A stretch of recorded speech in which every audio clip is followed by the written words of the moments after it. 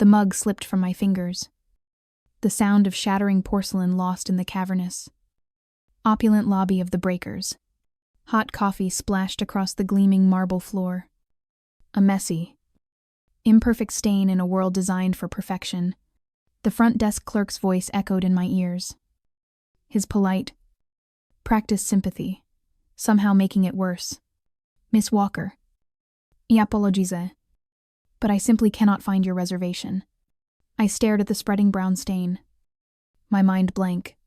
I see the other bookings for your family. A suite for Mr. and Mrs. Walker, and a junior suite for Mrs. Dubois and her family. But there is nothing under your name. Behind me, the sharp, deliberate click of designer heels on marble approached. My sister, Isabella. Oh. Elena finally made it. Her voice was pitched to carry. A performance for the other wealthy guests milling about. She adjusted the strap of her white Chanel bag. A casual movement designed to draw attention to it. How strange that there's no reservation for you. She stepped closer. Her perfume, heavy and expensive, washing over me. A victorious, knowing smile widened on her perfectly glossed lips as she saw the other guests begin to stare. She leaned in, as if sharing a secret, though her voice remained loud. Actually, I told them not to book it. I only made reservations for our real family. Through the lobby's ornate, gilt-framed mirrors, I could see them, our parents, George and Margaret, deliberately turning their backs, pretending to be fascinated by a floral arrangement. Their silent complicity was the final, twisting turn of the knife. The $3, 200 theory dress I'd carefully selected for our Thanksgiving dinner, the one I'd bought to prove I belonged with them, suddenly felt like a cheap costume I had no right to wear. My face burned. I wasn't the calm, collected research director my colleagues knew. In that moment, I was a child again, the odd one out, fighting back a hot, stinging wave of public humiliation. I felt a surge of guilt, not for anything I had done, but the guilt of hope, the shame of believing that this year, this holiday, they might finally see me as one of them. I nodded mutely at the clerk, unable to speak, my throat tight.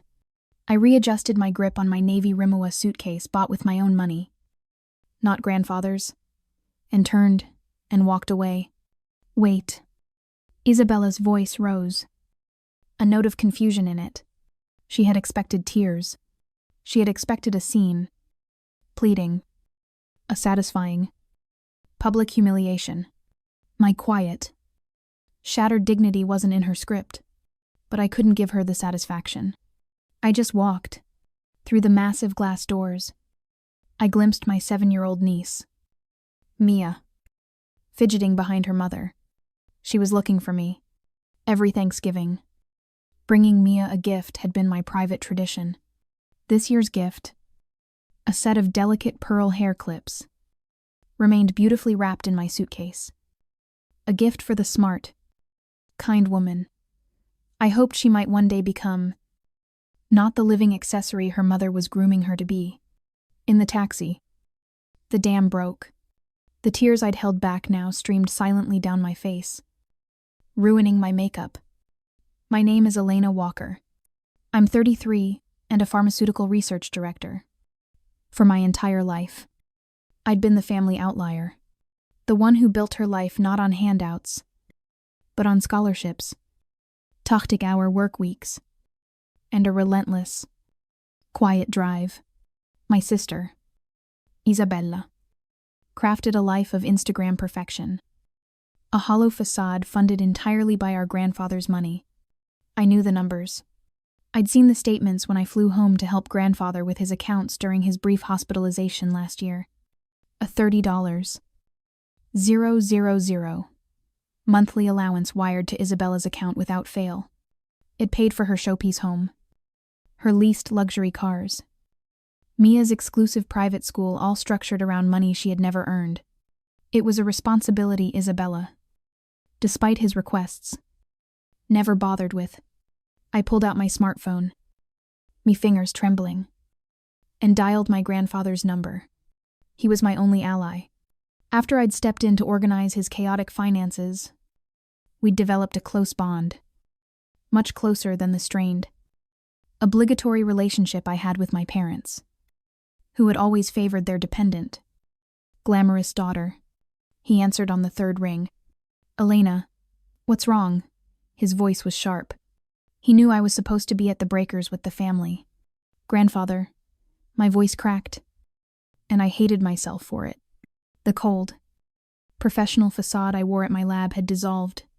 I'm here, at the breakers. Or, I was. I laid it out, my voice thick with the tears I was trying to suppress. "Compare 12, I told him about the missing reservation. I told him Isabella's triumphant, cruel declaration about the real family. I told him how Mom and Dad had just turned their backs. I wasn't the calm, factual scientist reporting data. I was a granddaughter, hurt and humiliated, asking for help. On the other end, there was a long, heavy sigh, not the flash of anger I expected, just weariness. "Elena," he said, and his voice sounded distant, thin. "I'm in Tokyo.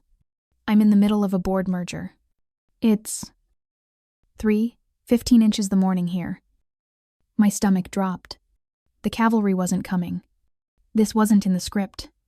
"The banks," he continued, "they aren't open. My private wealth manager is based in Zurich. I can't freeze the accounts or get anyone on the phone for at least 6 hours. "Oh," I said. The sound was small. "Lost. Listen," he said, and I could hear muffled voices in the background. "I'm sorry. My dear. Truly. This is unacceptable. But I'm teed up. Can you just find another room for the night? The Marriott? Perhaps I'll handle them when I'm back on US soil. I'll deal with Isabella. Just lay low for now. I have to go." The call clicked off. I stared at the black screen of my phone. He hadn't just not solved it. He had told me to hide, to go to a Marriott, to lay low. Plan A, my one and only plan, had failed. My grandfather, the man who'd taught me to stand on my own feet, had just told me he couldn't help me. I was alone, in Palm Beach, in a $3.200 dress that now felt like a shroud. The full weight of my family's casual, calculated cruelty, and my grandfather's sudden, pragmatic distance, hit me all at once. The silent tears I'd shed in the taxi turned into a quiet, shuddering sob. I checked into the Marriott down the road. The room was clean, beige, and utterly soulless. It was the kind of room I stayed in for work all the time, a non-space designed for transient professionals. But tonight, it felt like a prison cell. I sat on the edge of the stiff, corporate-patterned bedspread. The $3.2 dress, feeling like a cruel mockery. My phone lit up, casting a cold blue light in the dim room. The text messages weren't the frantic, panicked apologies I had read about in the original script. They were worse. They were justifications. Each one a familiar, casual twist of the knife. From my mother, Elena. "I don't know why you're being so dramatic. It was a simple oversight. You're an independent woman. You can certainly afford your own room. Why are you trying to ruin Thanksgiving for everyone?" From my father, "Your sister is just trying to protect her family unit. You understand. Can't you just be the bigger person for once and let this go? Stop making things difficult." Each message was a confirmation of my permanent status as the outsider. The problem. The one who was too sensitive. The one who made things difficult simply by existing. I felt that familiar, crushing weight. Maybe they were right. Maybe I was just being emotional. The humiliation I felt in the lobby curdled into a bitter self-loathing. I had been a fool to hope. A fool to even show up. Then, a new message pinged. From Isabella. My fingers trembled as I opened it. Look. Elena. I know that was cruel. Okay, I admit it. But you always do this. You show up in your perfect, expensive clothes. With your perfect, important job. And you make mom and dad feel guilty. You act like you're so much better than us just because you don't need grandfather's money. I just wanted one holiday, where I was the one who mattered. Where you weren't the successful one making everyone else feel small. Don't call him. Please. Elena. Don't ruin this for me. I can't lose this. Please. I stared at the text. It was the most honest, vulnerable, and complex thing my sister had ever said to me. It wasn't just the gloating of a mean girl. It was the desperate plea of a cornered animal. She wasn't just triumphant. She was afraid. I can't lose this. Why? Why this level of fear? She'd done cruel things before. This was, by their standards, a simple power play. Why was she suddenly terrified of grandfather finding out? Before I'd even threatened to call him, it didn't add up. The fear in that text was disproportionate to the crime of simply being a bully. The thought, the mang moi moi, cut through my haze of self-pity. This wasn't about a hotel room. This was about something else. I pulled out my laptop and connected to the hotel's Wi-Fi. My hands were steady now. The tears were gone. The scientist, the researcher in me, took over. When I'd helped grandfather consolidate his accounts last year, he'd given me full administrative access to the family's private wealth portal. You're the only one I trust to see the whole picture. Elena, he'd said, his voice papery and thin from his hospital bed. Keep an eye on things for me. I'd never used it to spy. I'd only used it to prepare his quarterly reports and organize his tax documents. Until now, I logged in. The portal's interface was a calm, institutional blue. The dashboard was familiar. I saw the main trust. I saw the scheduled monthly distributions, $30. 0002. Isabella Dubois. 15美元. 000 to my parents. George and Margaret. It was all there. Exactly as I'd seen it before. But Isabella's text. I can't lose this. It felt bigger than the $30K a month. I dug deeper. Away from the main distributions dashboard. Buried under account administration, and then a submenu labeled Archive Transactions. I found a log I hadn't looked at before. Special distributions and wire transfers. I clicked it. My breath caught. The log was mostly empty. Just small transfers for property taxes. Things like that. Until 6 months ago. June Quatorze. Wire transfer. Beneficiary. I/Dubois Intérieur. LLC. 200美元. Ling ling ling.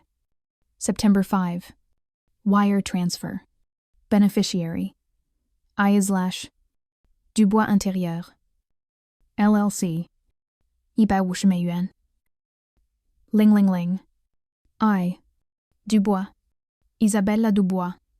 My sister. My grandfather had never mentioned these. These weren't allowances. These were massive. Unscheduled. 6-figure withdrawals. I quickly cross-referenced the authorization codes. They weren't grandfather's usual digital signature. The one tied to his security key. They were marked as manual signature approval, scanned document on file. She had forged his signature. Or, just as likely, she had tricked his elderly assistant into processing them. Isabella hadn't just been a spoiled brat living on an allowance. She had been systematically embezzling from him. She wasn't just afraid of losing her allowance. She was terrified of being caught for felony fraud.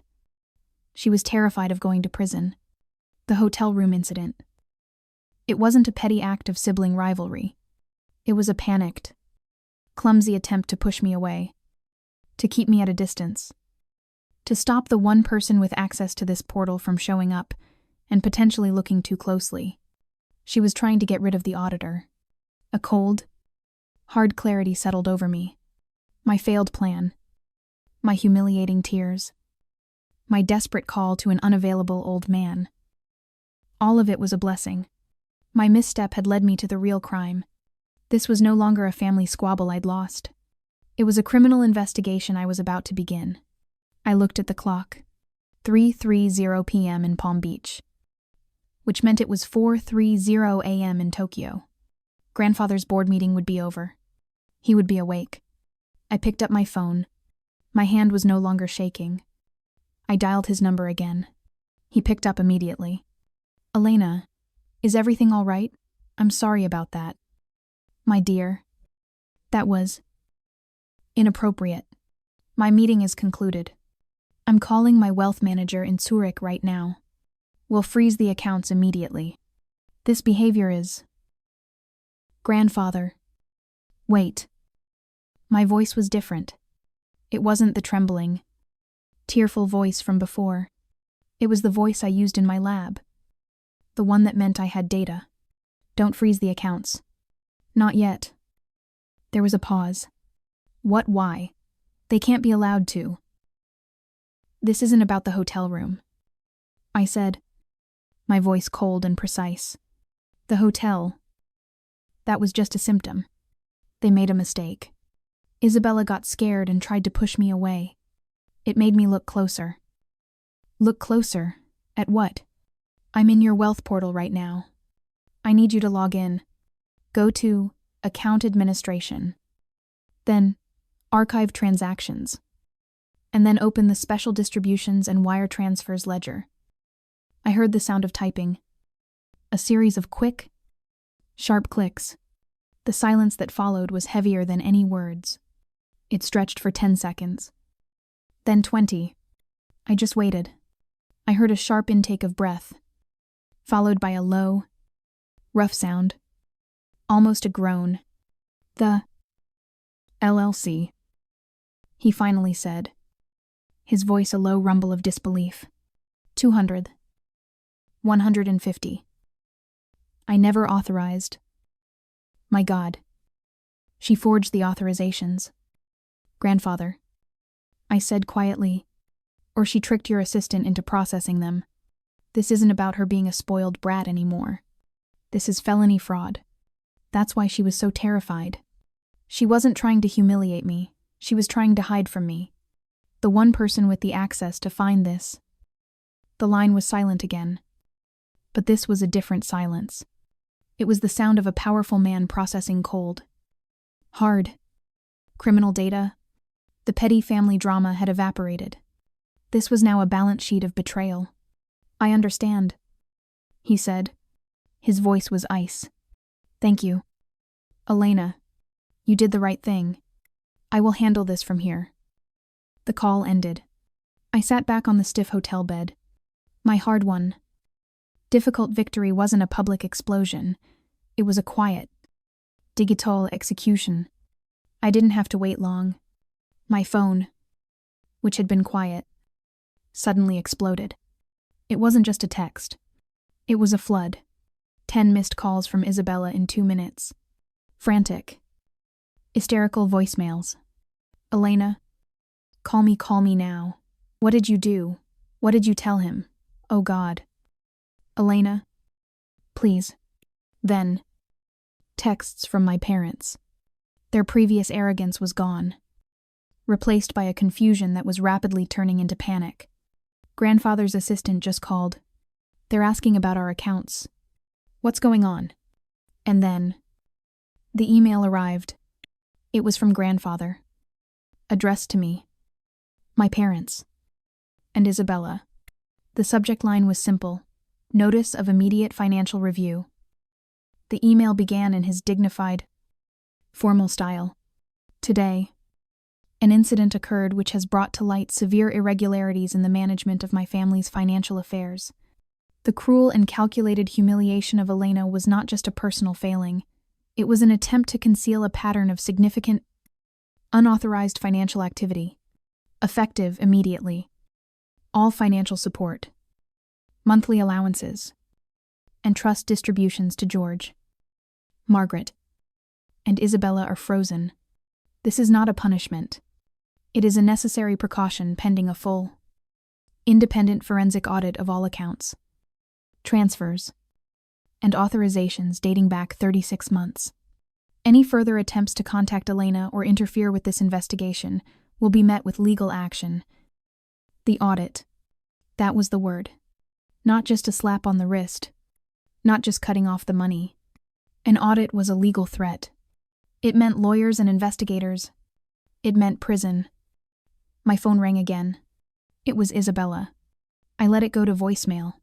He's auditing. Her voice was a strangled sob. An audit, Elena. He'll find the other withdrawals. The ones from last year you can't. You're sending me to prison. My life will be over, Mia. What about Mia, please? Helen. Tell him you made it up. Tell him it was a joke. Then. My father. Elena. You have to fix this. An audit. They're talking about our retirement accounts, our insurance. This is a family crisis. We're sorry. Okay, just call him off. I quietly powered off my phone. I stood up and looked out the window at the Chicago skyline. The perfect, curated Thanksgiving photos that Isabella had been planning to post would not be uploaded this year. Her carefully constructed life, funded by fraud, was about to implode.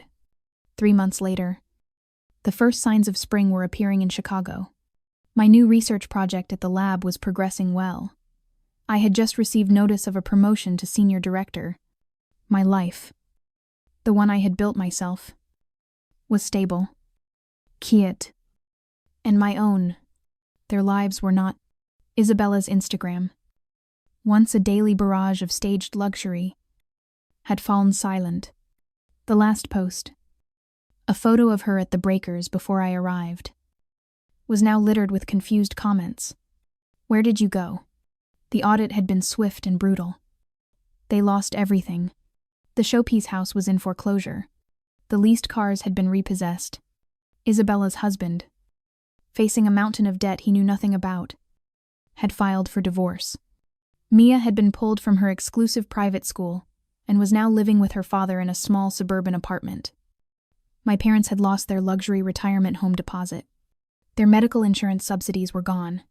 Their emails, which came once a week, were full of a hollow, newfound remorse. We finally understand how luxuriously we were living. My mother wrote, "We've been living with the wrong values." My father admitted. A birthday present had arrived from grandfather last week. A simple, elegant pearl necklace. The card bore a single line in his familiar, strong handwriting. True brilliance dwells in those who stand on their own feet. In my desk drawer, the small, beautifully wrapped box with the pearl hair clips for Mia remained. I hadn't given them to her. Not yet. But her father, Isabella's now ex-husband, had emailed me. He said Mia was struggling. But she was resilient. She was learning to ride the school bus. Last night, I received a text from his phone. It was from Mia. Aunt Elena. When can I see you again? I stared at the message for a long time. The necessary pain, as grandfather had called it. It had cost them everything. But maybe, just maybe, it had saved something more important than appearances. I texted back, soon. Perhaps the beginning of a new season wasn't just for the city, but for what was left of our family. 2. This Thanksgiving, I'm thankful for the life I've built, for the strength I didn't know I had, and for the hard-won clarity that comes from standing on your own feet. If you've ever felt like the outsider in your own family, know that your worth isn't defined by them. It's defined by you. Thank you for listening to my story. If it resonated with you, please like and share this video. And tell us in the comments about a time you had to stand up for yourself. Don't forget to subscribe for more stories about overcoming challenges and finding your own strength.